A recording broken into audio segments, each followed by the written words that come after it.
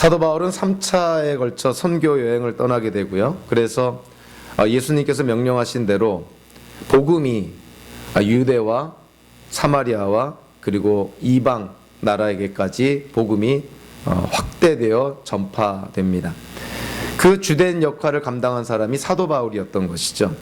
그래서 사도 바울의 그런 3차 선교여행, 나중에 이 4차 선교여행, 또 로마의 감옥에 갇히게 되는 이런 모든 행적들이 사실은 사도행전이나 또 목회서신서 같은 데 기록이 되어 있는데요. 그것이 실질적으로 역사적으로 고고학적으로 증명이 되고 확인이 되고 있습니다. 그러니까 사도 바울이라는 사람은 역사적인 인물이었고 사도행전에 기록된 그의 행적은 역사적인 기록이라는 것이죠. 사도 바울은 3차 선교 여행을 하면서 그 당시 이스라엘 예루살렘에 있는 유대인 기독교인들이 굉장히 어려움을 겪게 되는 것을 알게 됩니다. 그래서 사도 바울은 자신이 개척한 교회를 두루 방문하면서 구제 헌금을, 요즘 말로 하면 멀시 미니스트리죠. 이 구제 헌금을 모아다가 예루살렘에 있는 유대인 기독교인들을 도우려고 합니다. 그래서 사도 바울이 3차 선교 여행을 마치고 이제 예루살렘으로 이렇게 돌아가는 그러한 과정 중에 있습니다. 사도 바울이 예루살렘으로 돌아가는 그런 과정 속에 이런저런 공동체, 또 이런저런 모양의 또 믿음의 지체들, 동역자들을 만나게 되는데요. 그때 공동체 안에서 또는 예언의 은사를 받은 선지자들을 통해서 사도 바울이 예루살렘에 가면 많은 고난과 핍박, 환난을 당할 것이다. 심지어는 결박당할 것이다. 포로가 될 것이다. 그래서 감옥에 넣어지게 될 것이다. 이런 어떤 예언의 말들을 듣게 됩니다. 우리는 보통 우리가 무슨 일을 하려고 할 때 만약에 그 일을 하는 데 있어서 우리가 어려움을 겪게 되고 고초를 겪게 되고 고난을 겪게 된다면 아마도 적지 않은 사람들이 이것이 하나님의 뜻이 아니구나 하고 쉽게 포기하는 사람들이 속출할 것입니다. 그러나 사도 바울은 그렇지 않았다는 것이죠. 사도행전 20장 22절 23절에 보니까 사도 바울이 이렇게 말합니다. 보십시오. 이제 나는 성령에 매어서 예루살렘으로 가는 길입니다. 거기서 무슨 일이 내게 닥칠지 나는 모릅니다. 다만 내가 아는 것은 성령이 내게 일러주시는 것뿐인데 어느 도시에서든지 투옥과 환난이 나를 기다리고 있다는 것입니다. 사도 바울도 예루살렘에 가면 고난을 받을 걸 알았습니다. 그럼에도 불구하고 사도 바울은 그런 이방인 교회로부터 모금한 구제 헌금을 예루살렘 유대인 그런 기독교인 공동체에 전해주는 것이 하나님의 뜻이고 또 자기가 감당해야 될 사명임을 알았기 때문에 그런 수많은 고난과 핍박에 대한 그런 예언의 말을 들으면서도 사도 바울은 예루살렘을 향하게 됩니다. 그래서 사도행전 20장 24절에서 사도 바울의 신앙 고백 같은 단호한 의지를 보여주고 있죠. 그러나 내가 나의 달려갈 길을 다 달리고 주 예수께 받은 사명, 곧 하나님의 은혜의 복음을 증언하는 일을 다하기만 하면 나는 내 목숨이 조금도 아깝지 않습니다. 사도 바울은 하나님께로부터 받은 사명을 감당하는 데 있어서 핍박과 환난, 고난뿐만이 아니라 순교까지도 각오하면서 자기의 생명이 하나님의 뜻을 이루는 데 쓰임 받는다면 그것으로 자기는 만족하노라 이렇게 고백을 하고 있는 것이죠. 사실 사도 바울이 예루살렘에 돌아갔다가 감옥에 갇히게 되고요. 그래서 결론적으로는 사도 바울은 로마에까지 가서 재판을 받게 됩니다. 그러한 과정 속에 사도 바울의 그런 행적을 통해서 로마에게까지 예수님의 복음이, 하나님 나라의 복음이 증거되고 전해졌던 것이죠. 그냥 순조로운 과정이 아니라 사도 바울이라는 한 사람의 고난과 고초, 그런 핍박 가운데 복음이 사도 바울을 통해서 로마까지 전해지게 된 것이죠. 사도 바울은 그에게 예언하는 수많은 고난과 고초의 그런 계시의 말씀에도 불구하고 하나님께로부터 받은 사명을 확신했기 때문에 사도 바울은 끝까지 그 사명을 감당하고 결국 그와 같은 사도 바울의 그런 의지적인 순종 때문에 복음이 로마에게까지 전해지게 되는 것이죠. 인간의 출생은 저와 여러분들이 이 땅에 태어난 것은 우리의 의지와는 전혀 관계가 없습니다. 우리가 이 땅에 태어나고 싶어서 태어난 것도 아니고 우리는 우리의 의지와 무관하게 이 땅에 태어나게 되죠. 그러나 우리가 우리의 의지와 관계없이, 우리의 뜻과 관계없이 우리가 이 땅에 태어났다 하더라도 우리가 이 땅을 어떻게 사느냐는 우리에게 달려 있습니다. 우리는 성경을 통해서 항상 두 가지 요소, 양대산맥과 같은 두 가지 요소를 항상 염두에 둬야 됩니다. 하나는 이 세상을, 그리고 우리 인생을 향한 하나님의 절대 주권이 있다는 것을 인정을 해야 됩니다. 하나님이 우리를 부르시고 하나님의 자녀 삼아 주셨으면 우리 인생에 대한 하나님의 계획이 있다는 것이죠. 그래서 우리 각자의 인생에 하나님께서 사명을 주시는 것이고, 또 현대적으로 표현하면 전문성도 허락해 주시는 것입니다. 하나님의 절대 주권을 인정하면서 또 하나 우리가 꼭 고려해야 될 또 하나의 요소는 그러한 하나님의 주권 안에 저와 여러분들의 책임이 있다는 것이죠. 우리가 감당해야 될 책임, 그것은 남이 감당해 주는 것이 아닙니다. 심지어 하나님께서도 대신하지 않습니다. 우리가 감당해야 될 책임을 우리가 감당해야 된다는 것이죠. 이 땅에 태어나는 것이 하나님의 선하신 계획 속에 우리에게 일어난 것이라면 우리가 이 땅을 어떻게 사느냐는 우리에게 달려있는 것이죠. 우리가 어떠한 선택을 하고 어떠한 의지적인 결정을 하고 어떠한 삶의 방향을 택하느냐에 따라서 우리의 인생은 전혀 달라지게 됩니다. 우리에게 인생이 주어진 것은 하나님의 은혜요, 하나님의 주권이라면 우리의 인생은 우리의 의지에 따라 달라지게 돼 있다는 것이죠. 그래서 우리가 성경을 대할 때 항상 두 가지를 꼭 바라봐야 됩니다. 하나님의 절대 주권 속에서 하나님이 우리에게 주신 명령이 과연 무엇인가? 하나님은 우리가 어떠한 삶을 살기를 원하시는가? 이러한 측면을 바라보면서 또 하나는 그렇다면 하나님께서 우리를 향한 하나님의 말씀이 깨달아진다면 우리는 그 말씀을 어떻게 지키고 순종할 것인가? 우리의 책임이라는 것이 과연 무엇인가? 성경은 모순돼 보이는 것 같은 이 두 개의 양대 산맥과 같은 진리가 성경 전체를 지금 구성하고 있다는 것을 깨닫게 됩니다. 하나의 대표적인 예를 들면요, 성경은 우리에게 분명하게 말씀을 합니다. 예수님께서 이 땅에 언제 오실지는 예수님도 모르시고 이 세상에 어느 누구도 모르신다 그럽니다. 오로지 하나님 아버지만 아신다. 그래서 예수님이 언제 재림한다고, 하나님께 직통 계시 받았다고 예수님의 재림 날짜를 선포하면서 막 호들갑 떠는 거 결국은 다 거짓 가짜로 다 증명이 되는 게 당연한 것입니다. 예수님께서는 성부의 하나님만이 예수님의 이 땅에 언제 오시는지를 알고 계신다고 말씀하고 있죠. 그러니까 세상의 종말, 예수님께서 이 땅에 다시 오시는 것은 하나님께 달려 있습니다. 자, 그러한 하나님의 절대 주권 아래서요, 하나님께서 우리에게 또 뭘 말씀하시냐면 성도들, 즉 먼저 구원받은 자들, 기독교인들은 땅끝까지 모든 민족에게 복음을 전해라. 예수 그리스도의 복음, 하나님 나라의 복음을 전하라 그럽니다. 그러면서 뭐라고 말씀하냐면 복음이 땅끝까지 전해지면 예수님께서 이 땅에 다시 오시리라. 복음이 모든 민족에게 전해지면, 복음이 이 세상 땅끝까지 전해지게 되면 예수님께서 이 땅에 다시 오신다는 것이죠. 자, 그런데 복음을 전하는 것은 누구한테 달려 있습니까? 복음을 누가 전하나요? 전도와 선교는 누가 합니까? 하나님이 대신하시나요? 그렇지 않습니다. 하나님께서 먼저 부르신 우리 기독교인들이 전도와 선교를 감당하는 것이죠.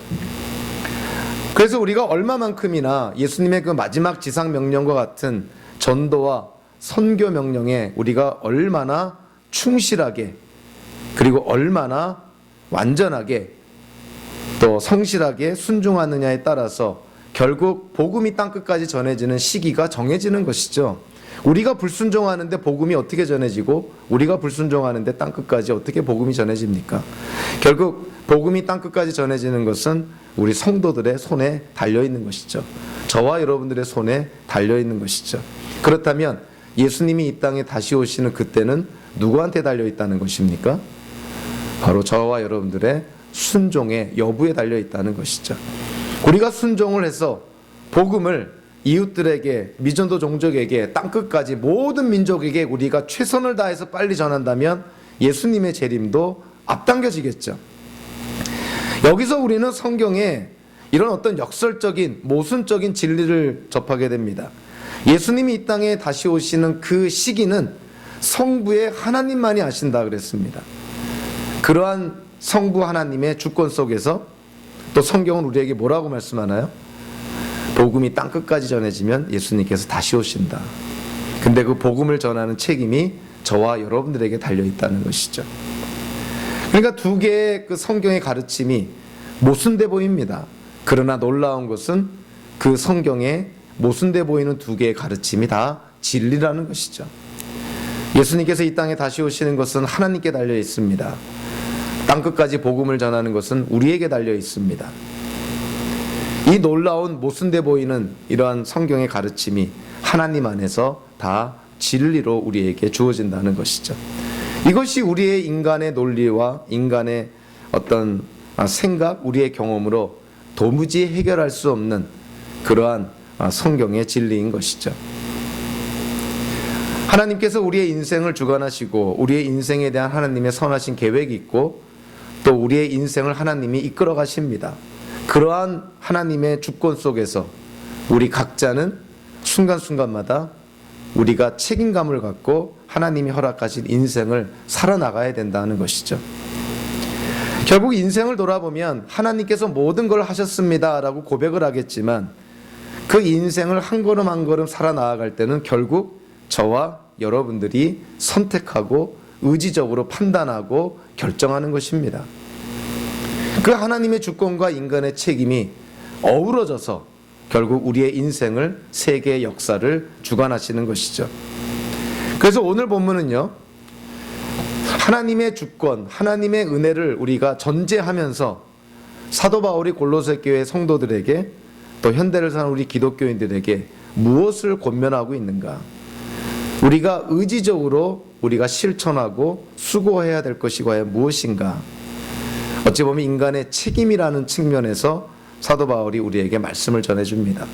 그래서 오늘 우리가 말씀을 통해서요, 사도 바울이 우리에게 주시는 이 세 가지의 의지적인 우리의 노력, 그것이 저와 여러분들의 삶에 잘 스며들어서 정말 하나님이 기뻐하시는 인생을 살아가기를 바랍니다.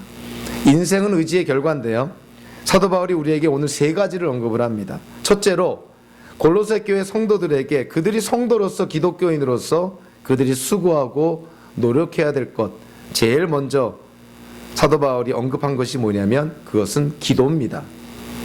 즉 기도라는 것은 저절로 이루어지는 것이 아니라 우리의 의지적인 수고와 노력, 결심과 결단이 있어야 된다는 것이죠. 2절에 보니까 기도에 힘을 쓰십시오. 여기서 힘을 쓰다라는 이 단어가 사실은 현재형 명령어입니다. 그러니까 어쩌다가 하라는 것이 아니라 지속적이고 반복적으로 꾸준하게 기도하라는 것이죠. 성도의 특권 가운데 하나, 다른 측면으로 보면 성도의 책임 가운데 하나가 뭐냐면 기도하는 것입니다. 세상에는 수많은 종교가 존재하지만 소위 말하는 고등 종교가 있습니다. 이 고등 종교는 어떠한 종교들을 의미하냐면 믿음의 대상이 인격체일 때, 동양 종교처럼 인격체이지 않은 비인격적인 그 무엇인가를 숭배하고 섬기는 것이 아니라 인격체를 섬기고 믿음의 대상으로 삼는 종교를 우리는 보통 고등 종교라 그럽니다. 대표적으로 유대교가 있죠, 이슬람교가 있죠, 그리고 기독교가 있습니다.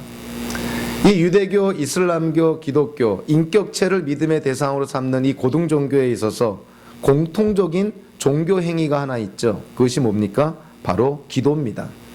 왜냐하면 인격체를 믿기 때문에 그 인격체를 향하여서 기도한다는 것이죠. 유대교에서는 하루에 3번 기도하라고 법으로 정해놨습니다. 이슬람교에서는 하루에 5번 기도하라고 법으로 정해놨습니다.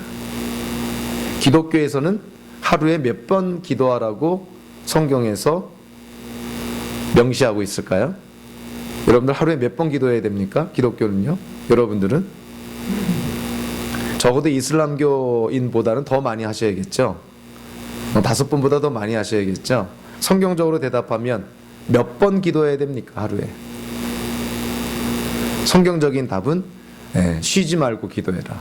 항상 기도해라 하는 것입니다. 상황마다 우리가 처한 어떠한 여건 속에서도 하나님께 기도함으로 하나님께 지혜를 받아서 그때그때 하나님의 뜻을 분별해서 하나님의 뜻대로 살라는 것이죠. 그래서 기독교인은 쉬지 않고 기도합니다. 오늘 본문에 쉬지 않고 기도하라는 말은 없지만 헬라어 동사 자체가 현재형으로 쓰여졌다는 것은 지속적이고 반복적인 걸 의미하는 것이죠. 기독교인의 기도 생활은 지속적이고 반복적이어야 된다는 것입니다.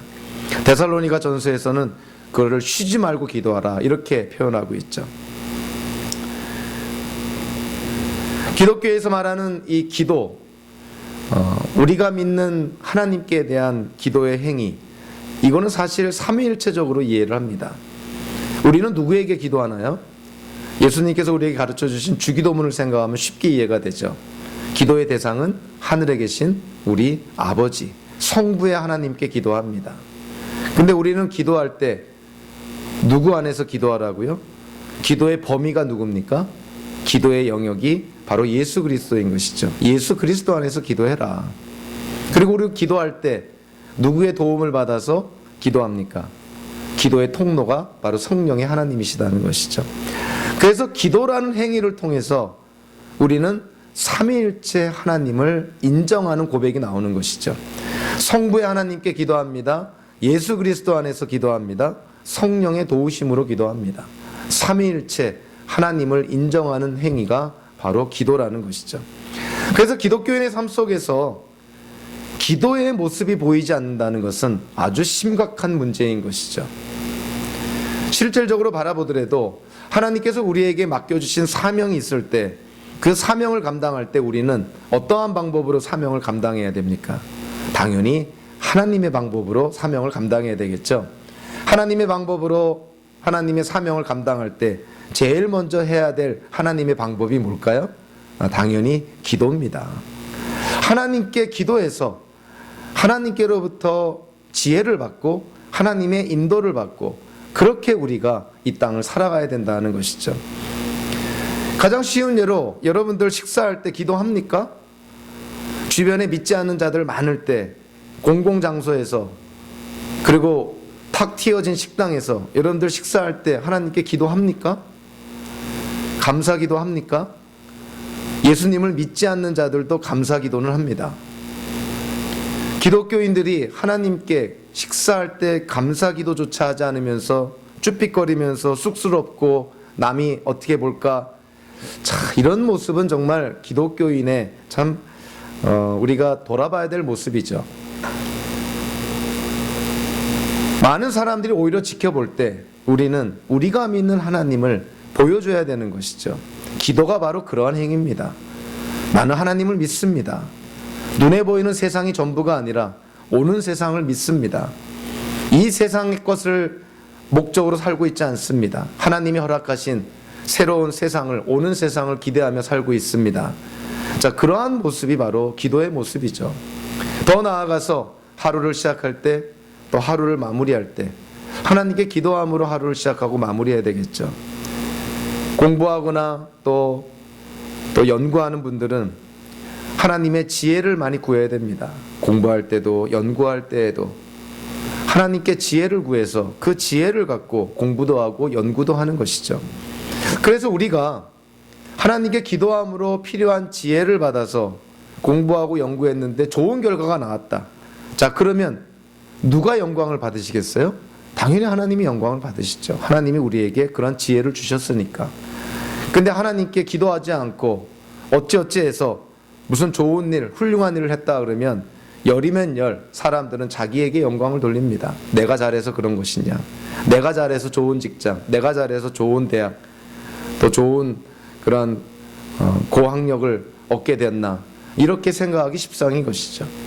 그래서 우리는 만사의 모든 일에 하나님께 기도함으로 모든 일을 시작하고 진행해 나가야 됩니다.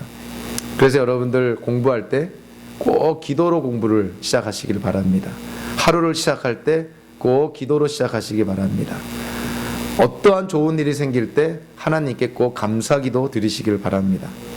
하루를 마무리할 때 침상에서 하루를 돌아보며 하나님께 감사하는, 또 자기 자신을 성찰하는 그러한 기도를 드리길 바랍니다. 기독교인의 모습 속에 기도는 선택적인 것이 아니라 필수적인 것이라는 것이죠. 나의 하나님을 고백하는 그 행위, 그것이 바로 기도인 것이죠. 사도 바울은 골로새 교회 성도들에게 기도해야 됩니다. 여러분들 의지적으로 기도해야 됩니다. 노력해야 됩니다. 우리가 하나님께 얼마나 간절히 구하느냐는 우리의 기도의 모습을 통해서 나타납니다. 우리가 무엇인가를 간절히 구할 때 하나님 이거 꼭 허락해 주십시오. 하나님만이 허락해 주실 수 있는 일입니다. 간절히 구할 때 간절함이 어떻게 나타납니까? 기독교인들은 기도로 나타나죠. 근데 보통 기도로 나타납니까? 정말 간절하면 금식기도 합니다. 정말 간절하면 철야기도 하고 새벽기도 합니다. 정말 간절하면 아예 휴가를 내서 기도원에 가서 며칠 그곳에 기거하면서 기도합니다. 우리가 하나님께 간절히 구하는 그 간절함이 우리의 기도의 행위 속에 다 나타나는 것이죠. 여러분들 무엇인가를 간절히 구합니까? 그 간절함을 하나님께 보여야 됩니다. 기도도 하지 않으면서, 하나님께 구하지도 않으면서 하나님 그냥 만사형통하게 이것저것 주세요. 하나님이 무슨 커피 머신도 아니고 100원짜리 넣으면 100원짜리 커피 나오는 그러한 커피 머신도 아닌 요술쟁이도 아닌데, 여러분의 간절함도 없는데 간절함이 없는 여러분의 그런 간구를 하나님이 들어주시겠습니까? 그럴 리는 없습니다.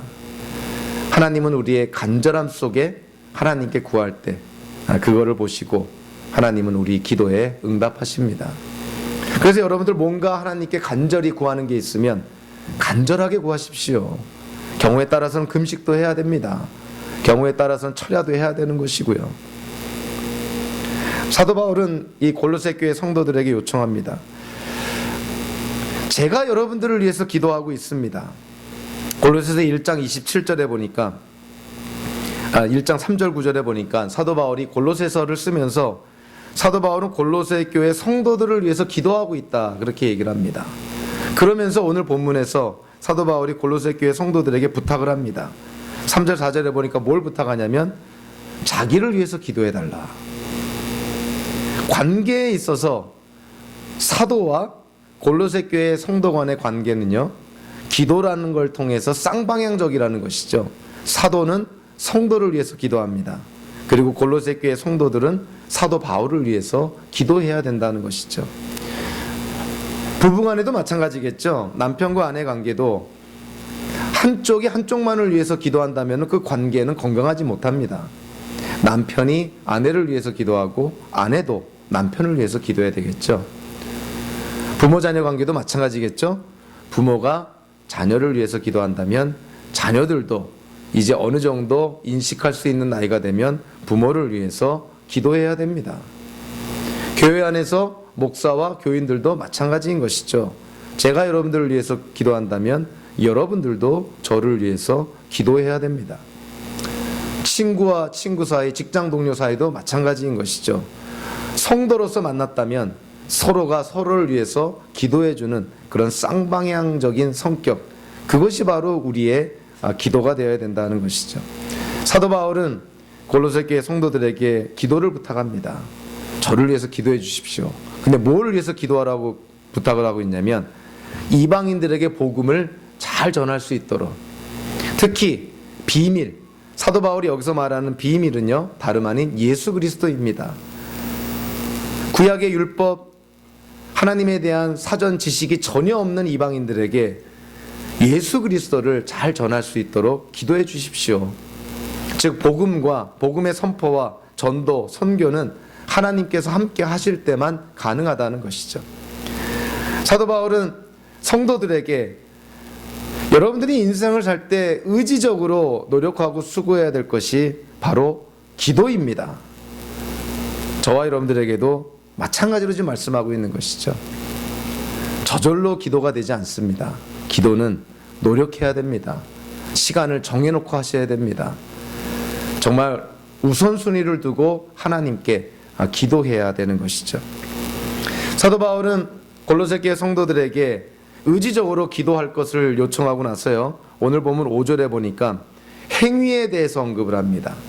이제는 성도로서 이 땅을 살아갈 때 바른 행위를 해야 된다. 믿음만 좋다고, 예수님께 대한 지식만 있다고 그게 다가 아니다. 세상 사람들에게 바른 행위를 통해서 믿음을 증명해야 된다는 것이죠. 그래서 5절에 보니까 사도 바울이 골로새 교회 성도들에게 성도 간의 관계뿐만이 아니고 외부 사람들, 즉 교회 밖의 사람들과의 관계에 대해서 지침을 내립니다. 어떻게 지침을 내리나요? 그들을 대할 때 지혜롭게 대하십시오. 그리고 기회를 선용하십시오. 이렇게 말합니다. 여기서 사도 바울이 언급하는 지혜라는 것은 삶 속에 경험으로 나오는 지혜라기보다도 하나님의 지혜인 것이죠. 예수님이 우리의 지혜가 되신다고 말씀하고 있죠. 그래서 예수님의 말씀과 가르침, 성경의 그런 말씀들이 우리에게 지혜가 됩니다. 사실 철학이라는 말을 문자적으로 우리가 이해를 하면 지혜를 사랑한다는 것이죠. 세상 사람들 이런저런 모양으로 철학을 다 갖고 있습니다. 왜냐하면 지혜를 다 구하기 때문에 그런 것이죠. 그래서 어떤 때는 부모로부터, 친구로부터, 학교에서 살면서 경험을 통해서 나름대로 지혜를 갖습니다. 그러나 그 지혜가 과연 옳은 지혜인지, 정말 진리가 되는 것인지, 이거를 구분할 수 있어야 된다는 것이죠. 저와 여러분들이 찾아야 될 지혜가 뭡니까? 성경적인 지혜죠. 하나님의 지혜입니다. 그래서 사도 바울이 예수님이 우리의 지혜가 되신다고 말씀합니다. 기독교인들이 찾는 지혜는 예수 그리스도를 통해서 누리는 지혜입니다. 그래서 우리가 성경을 읽으면서 예수님의 말씀, 예수님의 가르침, 예수님의 행동 눈여겨보는 것이죠. 예수님이 우리의 삶의 모델이 되기 때문에 그렇습니다. 여러분들의 삶의 모델이 누가 되나요? 예수님이 되셔야 되겠죠. 만약에 여러분들의 삶의 모델이, 궁극적인 모델이 예수님이 아닌 사람이라면 반드시 실망합니다. 그리고 만약에 여러분들이 누군가의 모델이 된다면 여러분은 반드시 그 누군가를 실망시킬 겁니다. 인간은 불완전하고 부족하고 무언가 결핍되어 있기 때문에 우리는 절대로 믿음의 대상이 될 수가 없다는 것이죠. 그래서 저와 여러분들이 지혜를 찾고 삶의 모델로 삼아야 될 분은 다름 아닌 예수님이시다는 것이죠. 사도 바울이 기회를 선용하라 이렇게 말하고 있는데요, 이 기회를 선용하라는 말을 원어적으로 직접 직역하면 기회를 구속하라 이런 뜻입니다. 즉 다른 말로 하면 외부 사람들과 만나서 하나님이 주신 그 관계, 그 시간을 활용을 해서 사실은 복음을 전하라는 것이죠. 그 기회를 사용해라. 카이로스라는 특별한 단어, 영어로는 찬스입니다. 그 기회를 사용해라. 하나님이 어떠한 기회를 주셨으면 그 기회를 사용해서 복음을 전하라는 것이죠. 성도의 책임이자 특권은 복음을 먼저 깨달은 자들이고, 그리고 복음을 전해야 되는 자들입니다. 우리 주변에 의외로 기독교인이 아닌 사람들 무척 많습니다. 제가 미국에 와서 경험한 거지만 미국에 와서 교회를 처음 나오는 사람들도 많습니다. 자, 그들에게 누군가가 복음을 전했어야 됐다는 것이죠. 우리가 주변 사람들을 바라보면 교회를 나오지도 않고 아예 기독교가 뭔지도 모르고 복음이 뭔지도 모르고 정말 관심도 없는 그러한 사람들 주변에 허다합니다. 통계적으로 보면은 미국 내 이민사회의 20% 정도만 교회를 출석한다 그러죠. 구원받은 자가 아니라 교회를 출석하는 자가 20% 정도밖에 되지 않습니다. 아예 교회에 발도 들여놓지 않는 사람들이 80%가 된다는 것이죠. 애나버의 미시간 대학도 마찬가지일 거라고 생각을 합니다. 더하면 더했지. 얼마나 많은 사람들이 복음을 들어보지도 못하고 관심도 없이 그냥 이 세상의 흐름대로 아무 생각 없이 떠내려가듯 살고 있는 사람들이 주변에 얼마나 많이 있습니까? 자, 그들에게 복음을 전해야 될 책임이 바로 저와 여러분들이라는 것이죠. 먼저 믿는 자들이, 먼저 구원받은 자들이 주변 사람들에게 복음을 전해야 된다는 것입니다. 그래서 우리가 매일매일의 삶 속에서 하나님이 허락하신 만남과 관계들을 우리가 하나님의 마음으로 바라봐야 됩니다. 하나님이 왜 이 만남을 허락하셨을까? 하나님이 왜 이 관계를 허락하셨을까? 그냥 우리끼리 사이좋게 지내라고 관계를, 만남을 허락하셨을까요? 절대 그렇지 않습니다. 기독교인들에게 있어서 우연은 필연에 불과한 것입니다. 우연이라는 것이 없는 것이죠. 우리가 살면서 만나는 모든 사람들, 거기에는 하나님의 계획이 있습니다. 여러분들 주변에 아직 복음을 들어보지 못한 분들, 여러분들 복음을 전해야 될 책임이 있는 것입니다. 우리는 그들을 설명하고 복음을 그들에게 설득시키려고 하는 것이 아니라 사실 전도는 선포하는 것이죠. 복음은 선포하는 것입니다. 아니, 십자가의 예수님의 그런 메시지, 십자가의 그 메시지를 누가 설명을 통해서 설득당할 사람이 누가 있겠습니까? 다 어리석은 것이고 걸림돌이 되는 것이죠. 복음은 선포하는 것입니다. 우리의 책임은 복음을 선포하는 것입니다.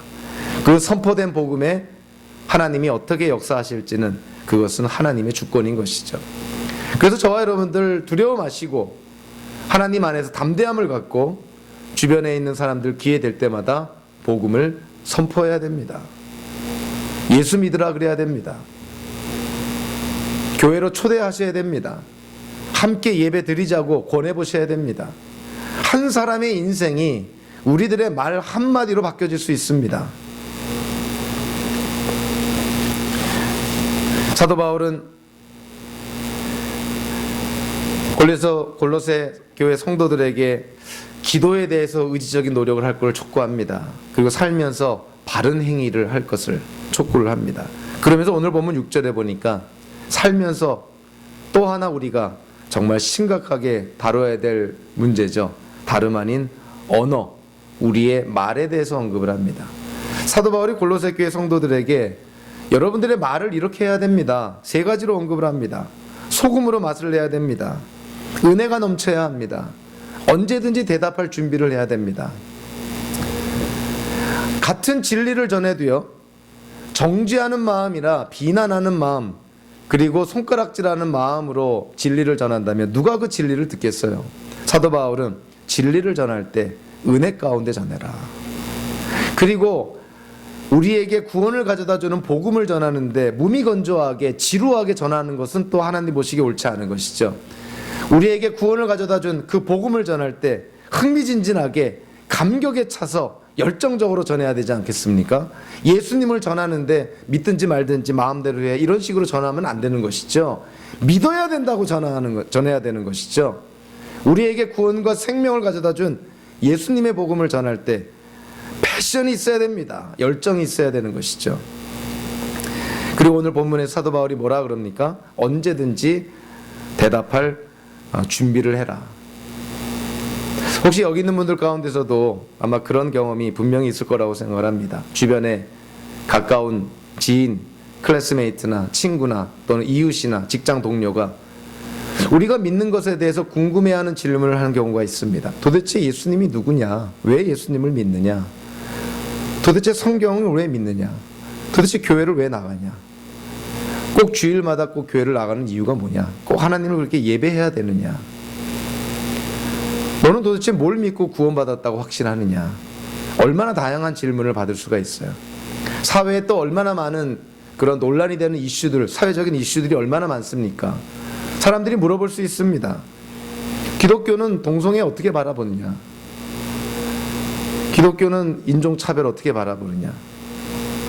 기독교는 전쟁을 어떻게 바라보느냐? 안락사 어떻게 생각하느냐? 얼마나 많은 사회적인 이슈들이 있어요.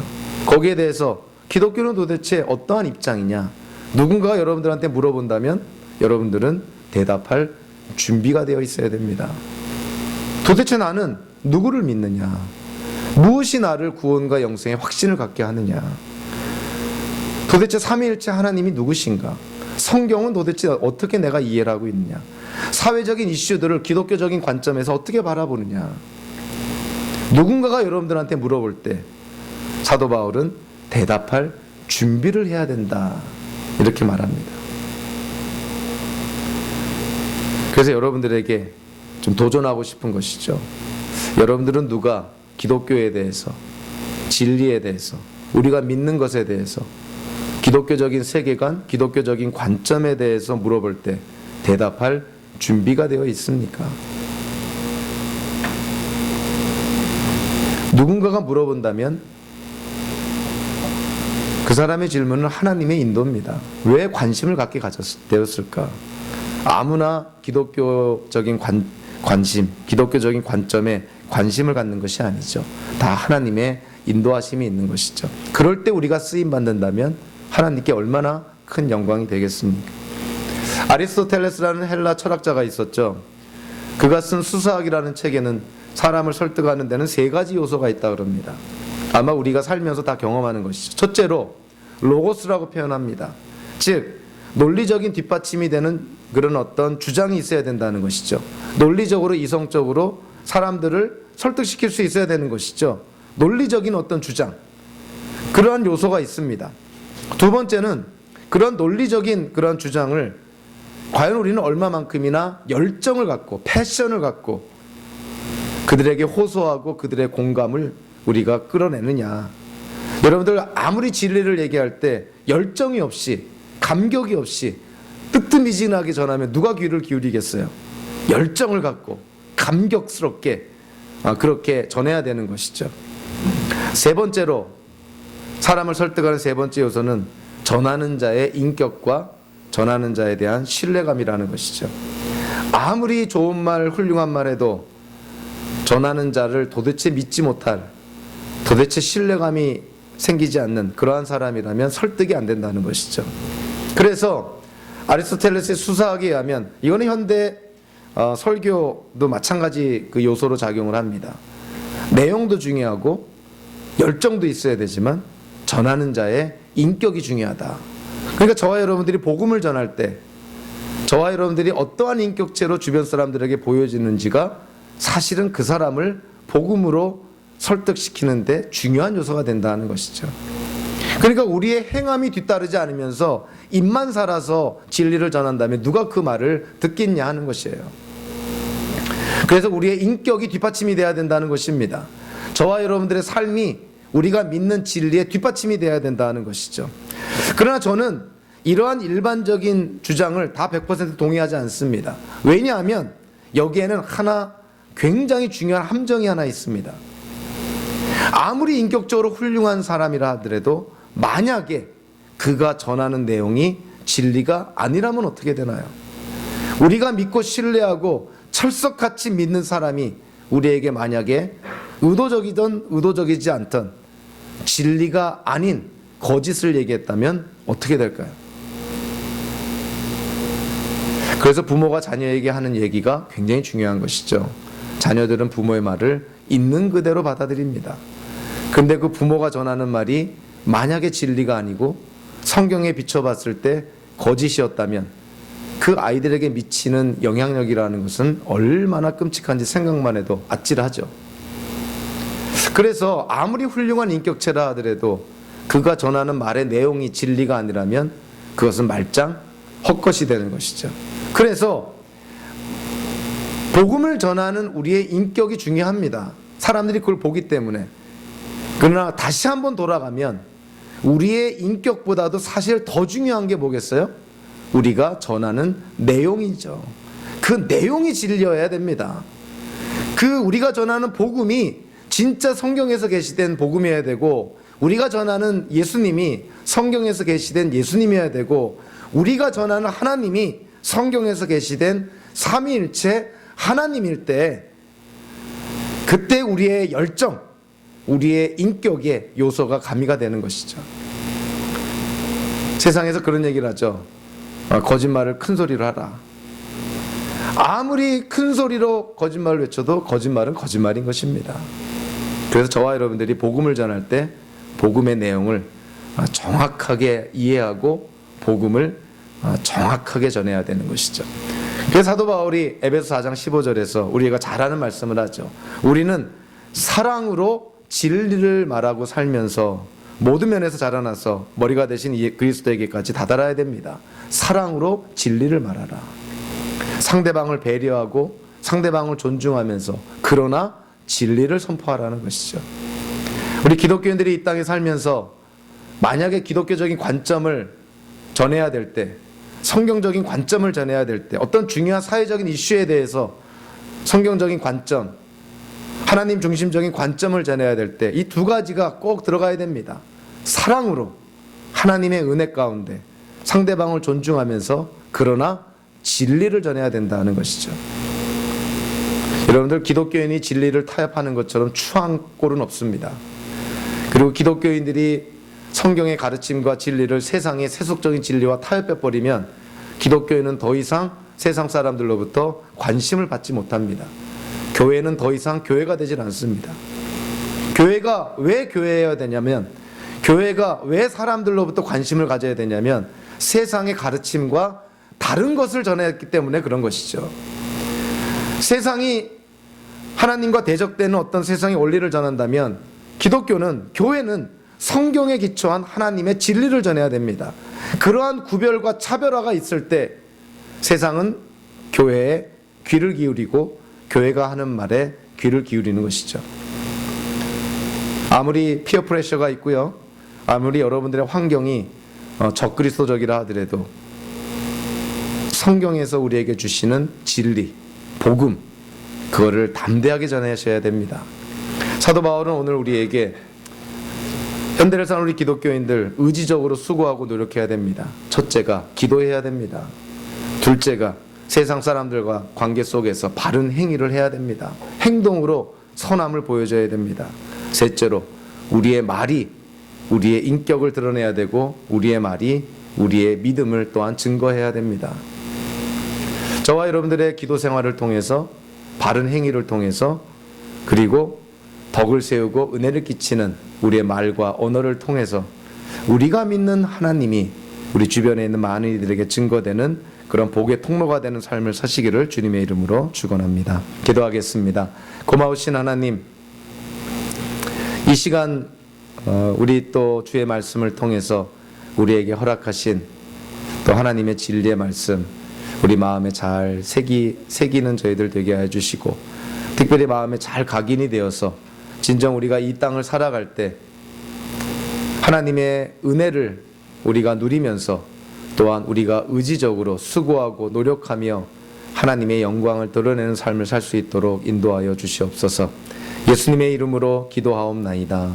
아멘.